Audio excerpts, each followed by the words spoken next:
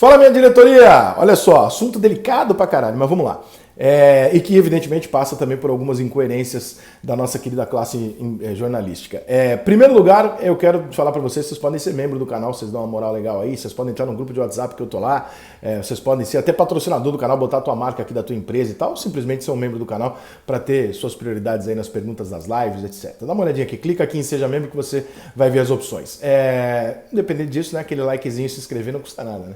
Agora, sobre Robinho no Santos, independente de ser no Santos. Não é só o Santos, evidentemente, que olha para um jogador como o Robinho pensando em voltar para o Brasil e quer o jogador. O Robinho é um craque, o Robinho é um jogador tecnicamente absolutamente diferenciado, esteja ele na fase que for, tal, você sabe que você está negociando um jogador muito diferenciado de uma carreira vitoriosa, um jogador de Copa do Mundo, um jogador, né, o Robinho não precisa de nenhum tipo de apresentação.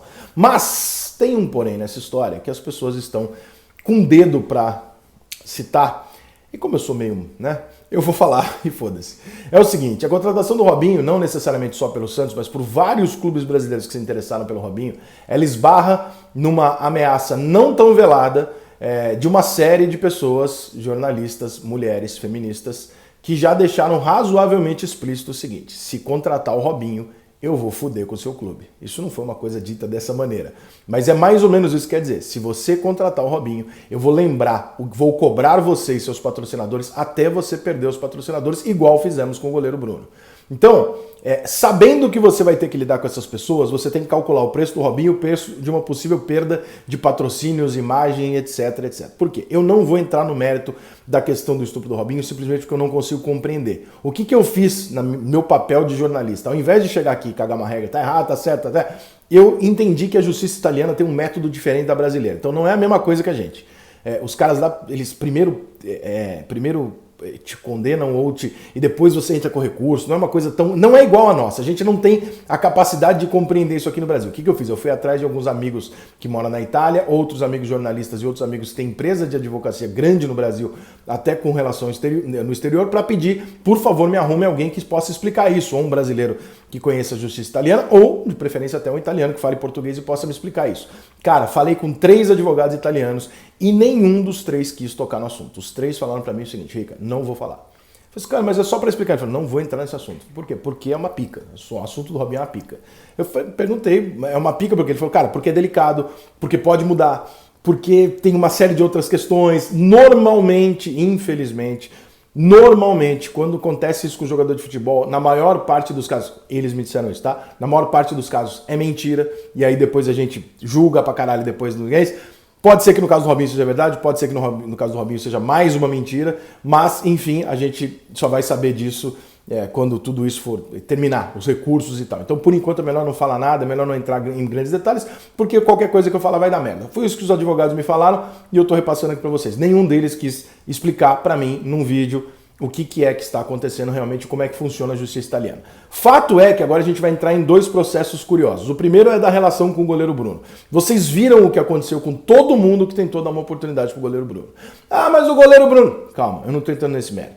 A questão é, se o goleiro Bruno cumpriu o que ele tinha que cumprir e cabe dentro da justiça, e até do que defende boa parte desses hipócritas, se ressocializar porque ele pagou pelo que ele fez, entre aspas, você pega o goleiro Bruno, quando ele volta a trabalhar, você proíbe o goleiro Bruno de trabalhar. Fez todos os clubes que tentaram contratar o Bruno, vocês tiraram os patrocinadores, acabaram com o clube e evitaram a contratação. Então, ou vocês são a favor da ressocialização, ou vocês são a favor do extremismo e da pena de morte, que é mais ou menos o que vocês sugerem nesse caso. Eu já fiz um vídeo no canal falando sobre isso.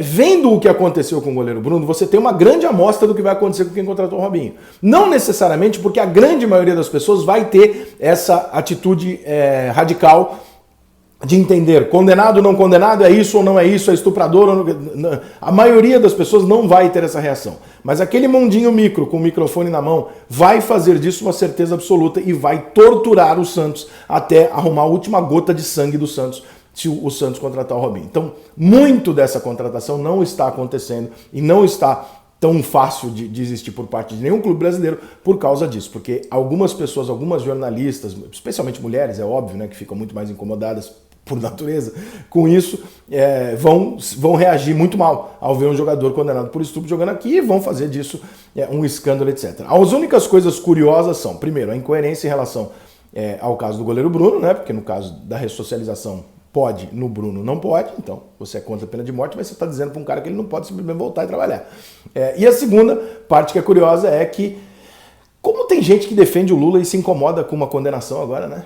Que coisa maluca, né, gente? Não querendo politizar a questão do Robinho, mas é uma coisa notável, né? Porque se você pegar essas pessoas, vocês sabem quem são, esses jornalistas que estão deixando claro pro Santos, ó, se contratar, eu vou fazer o barulho do caralho, são muitas das mesmas pessoas que defendem que o Lula esteja livre, que esse condenado nem tanto, esse aqui tudo bem, aquele ali... Não, mas esse não, esse aqui eu não quero nem discutir, porque esse aqui eu... É difícil, né, cara? Tem condenados e condenados, né? Os condenados que te importam e os condenados que não te importam, né? É uma loucura isso. Mas enfim, gente, para resumir, é isso. Só queria deixar essa coisa aqui. O negócio do Robinho é bem delicado, não consegui explicações didáticas dos advogados italianos. Sei que vai ter um monte de brasileiro nos comentários formado em direito italiano, na Itália, querendo dar uma aula de como é que funciona e tal, mas realmente é complexo, nem os advogados lá quiseram falar. Eu não sei exatamente os detalhes do processo, por que eles não quiseram falar, mas esse processo não é tão simples quanto parece ser para nós aqui. Fato é que hoje contratar o Robinho tem um peso muito maior e muito além da questão salarial, quanto ele joga e qual é a condição de saúde do Robinho, a condição física do Robinho para jogar futebol. Então, considerem isso e tenham isso em mente. Não é tão simples assim.